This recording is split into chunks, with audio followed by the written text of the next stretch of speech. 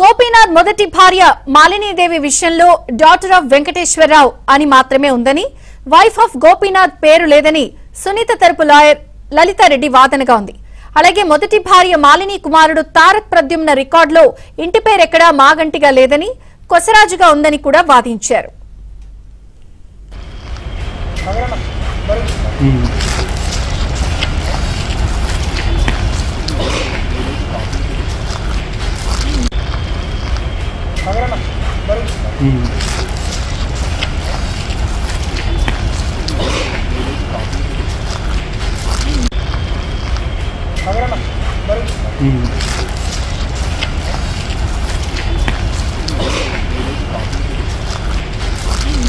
ఏదైనా సబ్మిషన్స్ ఉన్నా, ఏదైనా డాక్యుమెంటరీ ఎవిడెన్సెస్ ఉన్నా కూడా సబ్మిట్ చేయమన్నారు. అది తప్ప ఏమి జరగలేదు.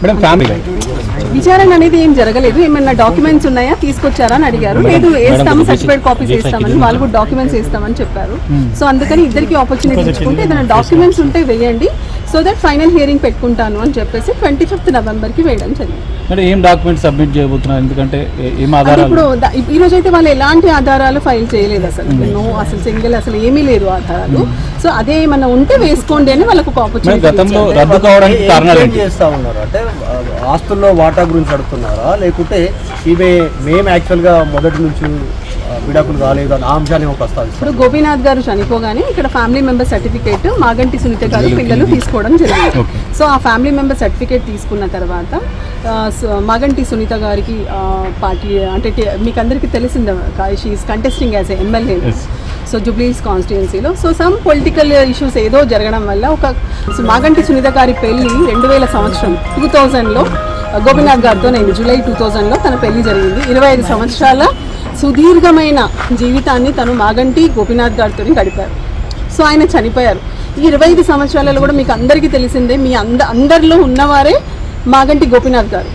ఆల్మోస్ట్ ఆయన ఎలక్షన్స్ ఎప్పటి నుంచి కంటెస్ట్ చేసి ప్రజల్లో ప్రజానాయకుడిగా వచ్చారో అప్పటి నుంచి కూడా ఈ రోజు వరకు కూడా మీరు ఏదన్నా ఒక న్యూస్లో కానీ ఏదన్నా కూడా ఇలాంటి ఎవరైనా పర్సన్ వచ్చారా, వేరే ఎవరైనా వచ్చారా, మేము ఫ్యామిలీ మెంబరు, ఆవిడ మాగంటి సునీత గారు భార్య కాదు నేను భార్య అనేసి మాగంటి గోపీనాథ్ గారు ఉన్న సమయంలో ఆయన బతికున్న జీవితకాలంలో ఇలాంటి క్లెయిమ్ పడలేదు.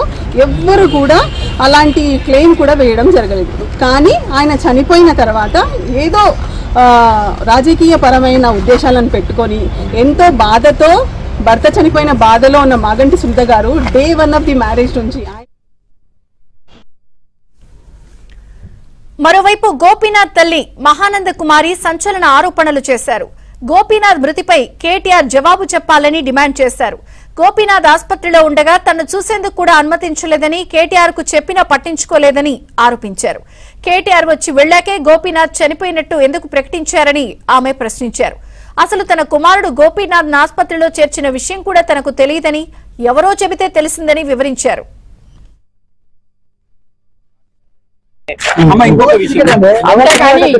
పార్టీ వాళ్ళు గాని మరి సునీత అన్నావిడ గాని వీళ్ళెవరు కూడా అమ్మా సునీత పోటీ చేస్తుంది,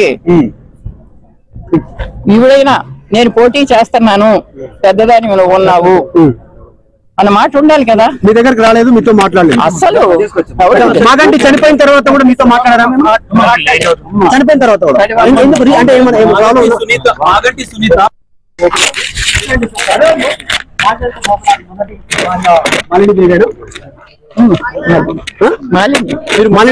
ఎవరికి సపోర్ట్ చేస్తున్నారు? నేను అందరికి నా మనవడు, వాడు కూడా మనవడు కాబట్టి వాడికి కూడా తగిన ఇది. కలెక్టర్ కి కంప్లైంట్ చేశారు కదా, ఏమని చెప్పారు? మీరు ఏం చెప్తారు? మొదటి భార్యగా మాలినీదేవి గానే మీరు చూసారా స్టార్టింగ్ లో? మాటల్లో ఏం చెప్తారు? అవును, మాలినీదేవి కదా మొదటి భార్య. మరి సునీత అంటే ఎప్పుడు వివాహం జరిగింది, అసలు ఏంటి వివాదం? వివాహం నేను చేయలేదు.